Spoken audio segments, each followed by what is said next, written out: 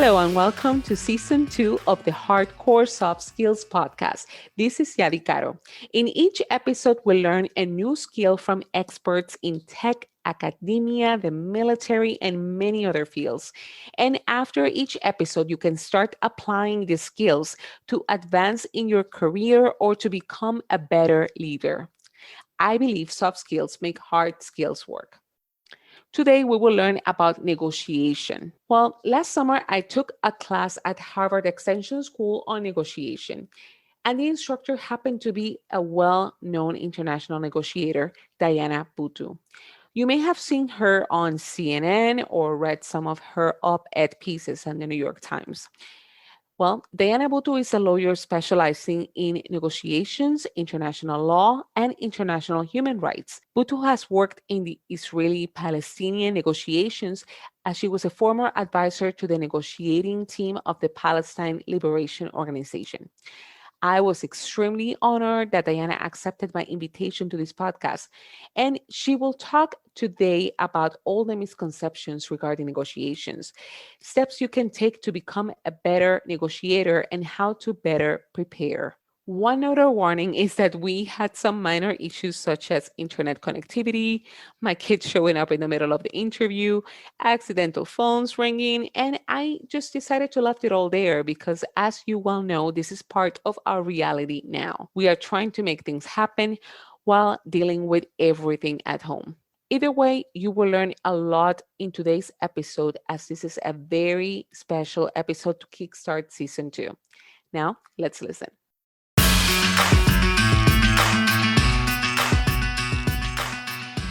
Thank you so much again. And I wanted to ask you, Diana, about your career in negotiation and conflict.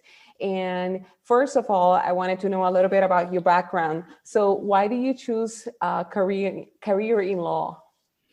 That's a really good question, and it's a long answer.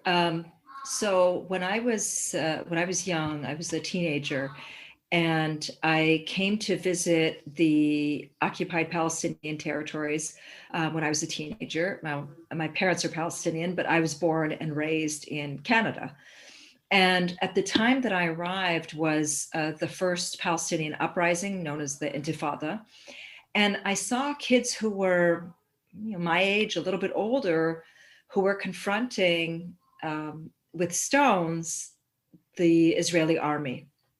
And those images really moved me, particularly because I didn't know what the issue was about. I didn't know why using stones and why the response was so violent with the Israeli army shooting them. Like none of it, I was a teenager, so none of it really made sense to me. And I was also very naive and very ignorant because I hadn't exposed myself. I was raised in Canada. So all of that seemed to me very otherworldly. It was all very distant. And immediately after spending some time here, which is now my home, I was very moved by those images. And I thought to myself, Palestinians don't need more doctors, because that's what I originally wanted to be. But they probably do need somebody who will be able to defend them. And so that was the original impetus for going into law, was that I wanted to work as a human rights lawyer. And I wanted to work not just on the issue of Palestinians, but human rights in general. And a few short years after after this one visit, I found myself not only in law school, but this was at a time when the Israeli-Palestinian negotiations had begun. And so I found myself instead wanting to focus on so many other issues and not necessarily on this issue. And that's what led me into conflict resolution. And when you got into that field of conflict resolution, what were some of the challenges that you've encountered as you started exercising and practicing in that field? Lots of challenges. So and there were different challenges that were geographical or cultural, but the overall or the overwhelming, I would say, challenge was that people spend a lot of time preparing to speak, but they don't spend a lot of time wanting to listen. And listening is really a skill that has to be developed and nurtured. And it's it's not a muscle, but I liken it to a muscle. You have to work it out. And so I found that in conflict resolution, a lot of people would say that they wanted to be involved in conflict resolution, but all that they really wanted to do was they wanted to nod their head or shake their head, wait for that uncomfortable break, and then say whatever it is that they wanted to say. So it's across the board, whether it was in the United States or in Canada or here in the West Bank and Gaza Strip or in Israel or in different places that I've lived in or worked in around the world, that tends to be the common trait, which is that people like to speak, but they don't necessarily like to listen. So that's one issue. The other kind of challenge that I found is that, and as you may have experienced in my class, is that I do believe that people want to speak and that they have a right to speak. And everybody shares that belief. There's oftentimes a belief in conflict resolution that people shouldn't be allowed to speak, or that speech should be limited.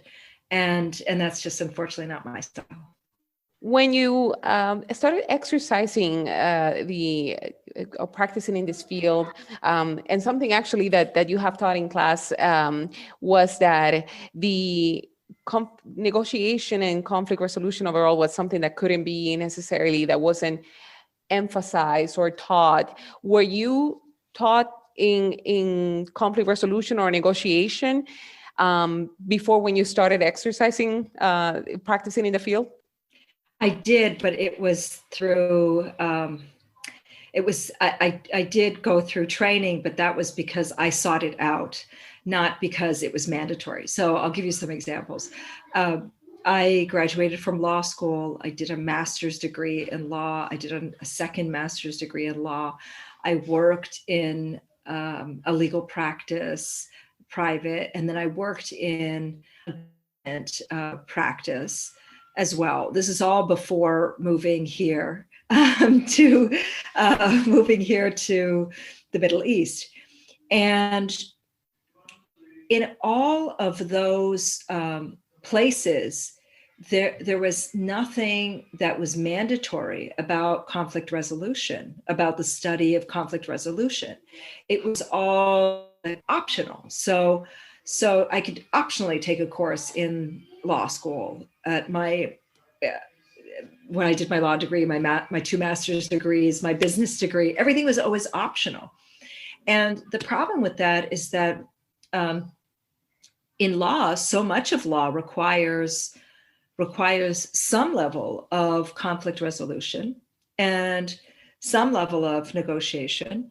And so much of business requires the same as well. I mean, at least in the world that I know, there's some that doesn't, but it's just, I think, a good skill that we should and use. So for example, in when I was doing my MBA, it was mandatory for us to learn the ins and outs of accounting principles, which I have never used since the day that I was in my MBA. And yet it wasn't mandatory for us to take a course in negotiation or conflict resolution, which I'm pretty sure everybody has used at some point in time in their lives.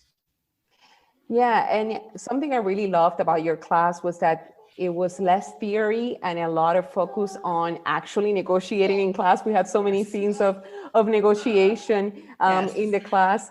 So and there were a lot of misconceptions, but I wanted you to kind of give us an idea of what are some of the misconceptions that, as you see students coming in to take the class, in terms of what negotiation is. Oh, sure. There's so many.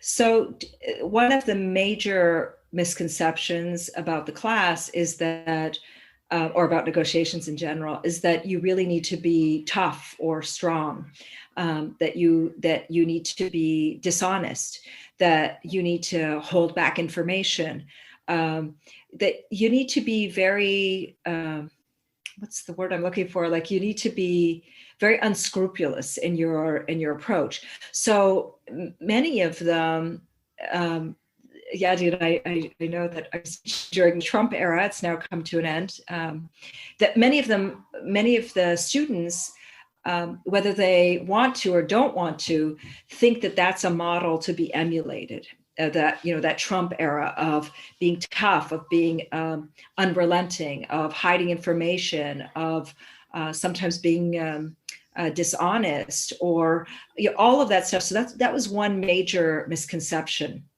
And for the first half of the course, I still see students that continue to believe that the harder they are, the better they will be. And it's only with time that they begin to realize that actually that's not the case, that you're oh, I'm sorry, my phone is going off. I thought I turned it off, sorry. So it's only with time that they begin to realize that that is not the way of doing things.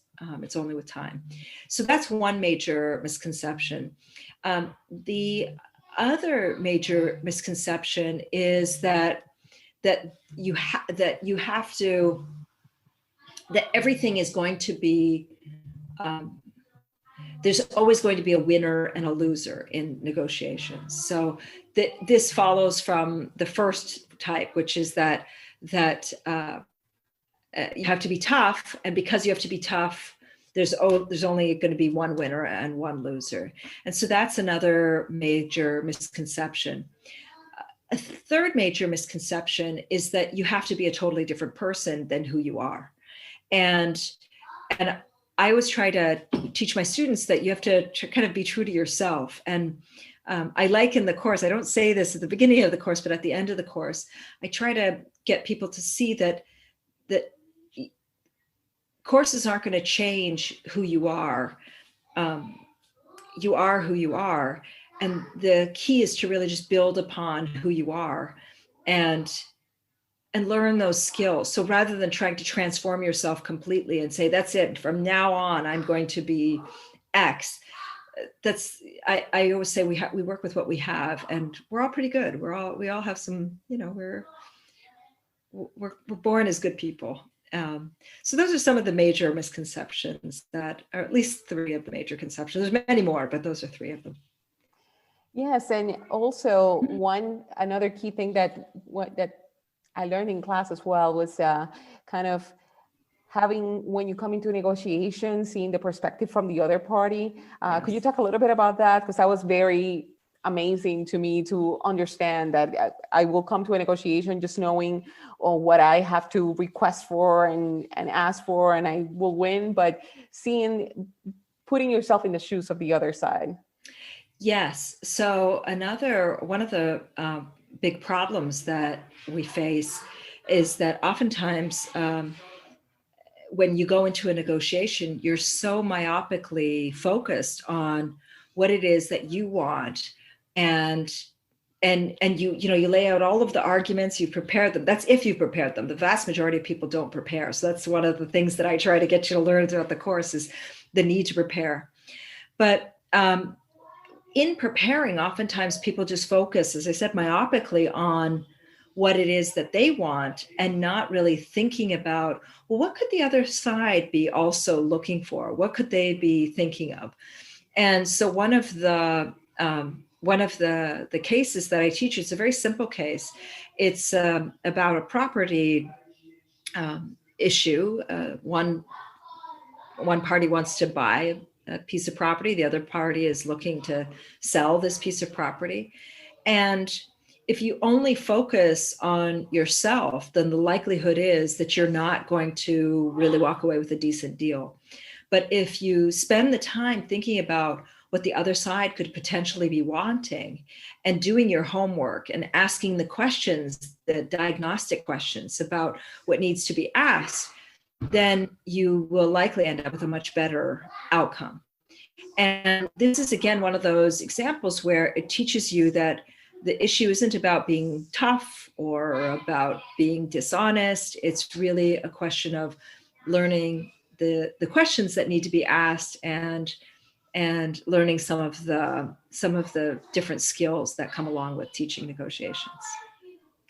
Another thing too that I must ask is about any differences in gender or even cultural as well, because another of the things that we've learned and that made it easy for myself, for example, when I was in a negotiation scenario, was to kind of negotiate on behalf of others, and that seemed that was something that was easier for women to do. Are there any particular differences that you have seen through your practice in either gender or even cultural as well? Yes. So, women are fantastic negotiators, and it's by and large, I'm very much generalizing here, so pardon me for generalizing, but I'm going to step into that zone. Women tend to be really excellent negotiators, and they ask the right questions. They do the right type of research. They're thinking of what the other parties could be thinking of. They're thinking about what's the entire landscape looking like not just about myself or the party, but other parties as well. They're looking at the overall situation. That said, that tends to be the case when they're negotiating for somebody and not necessarily for themselves.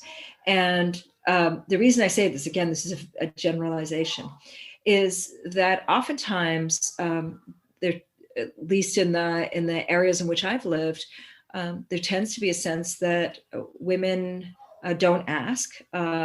They are told to, they're educated not to ask from a young age.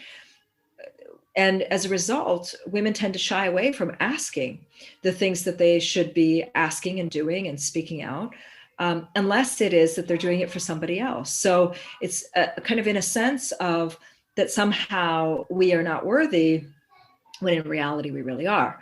And so that has been something, but here's an example. One example that you'll see oftentimes in cover letters is, if you look at a man's cover letter, you'll see that a man's cover letter is written in the active voice. When I was manager, I grew sales by X percentage. Whereas a women's CV will be in the passive voice.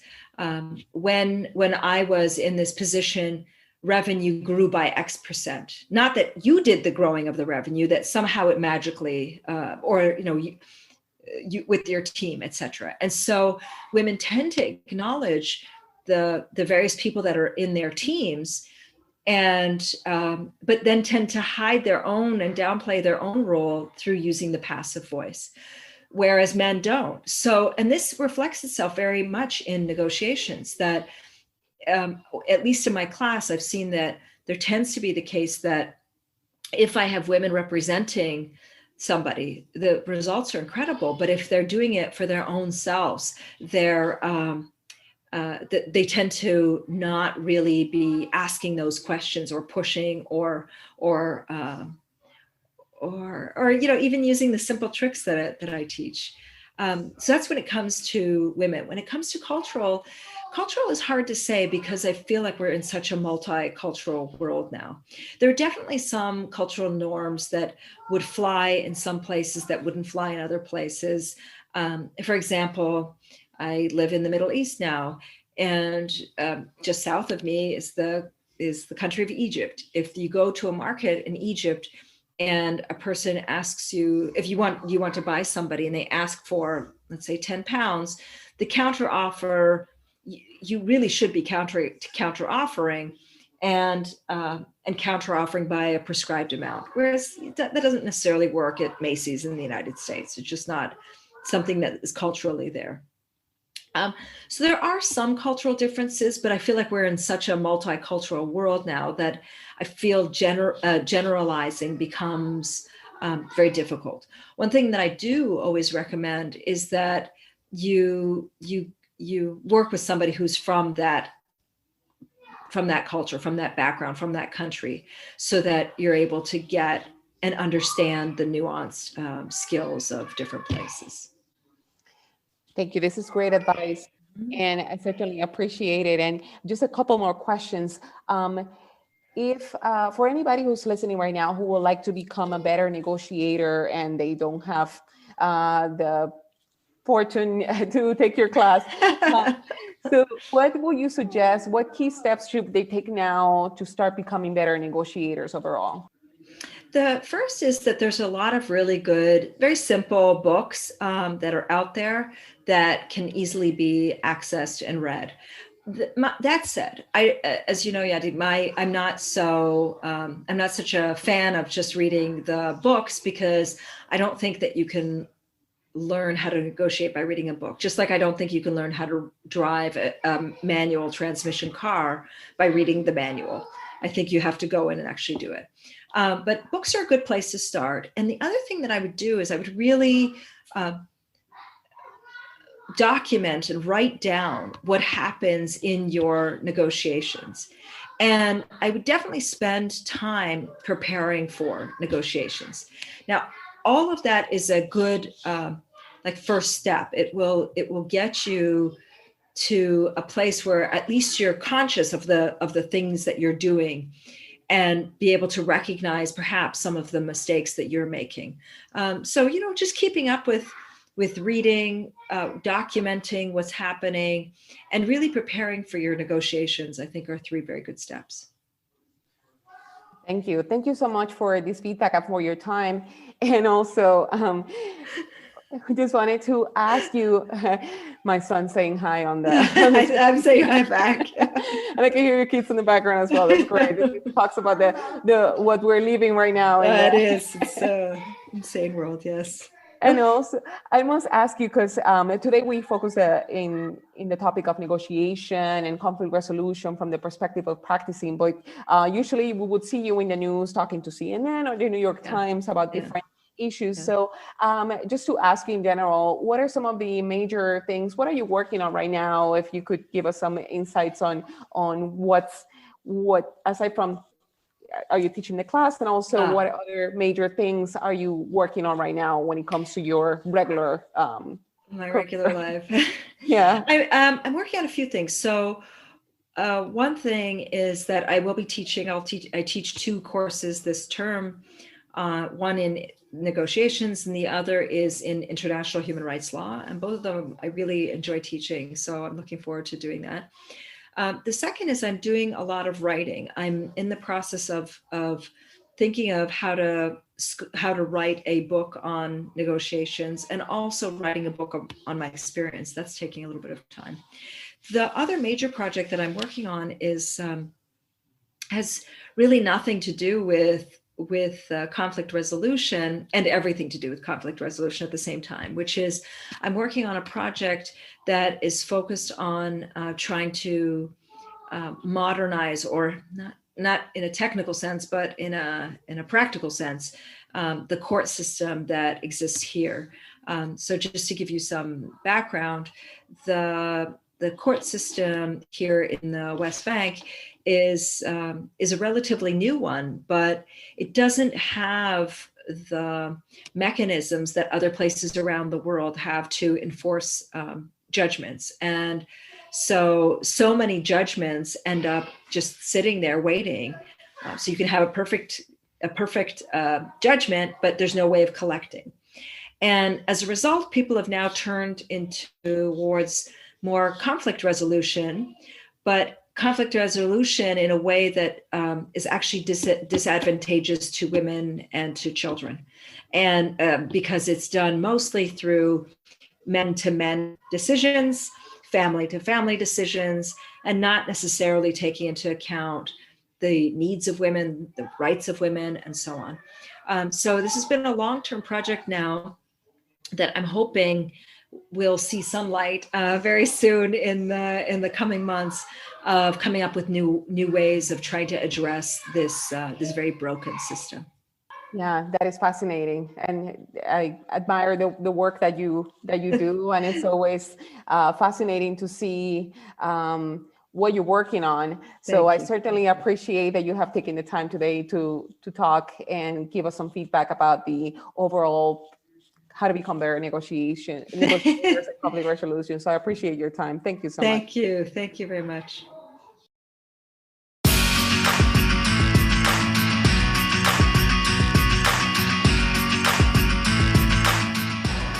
Thank you for listening to another episode of the Hardcore Soft Skills Podcast.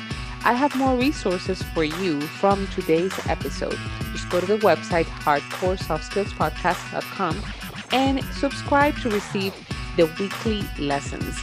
If you like what you've heard, give us a 5-star review via the website or via Apple Podcasts and share with others as well. Thank you, and until the next episode.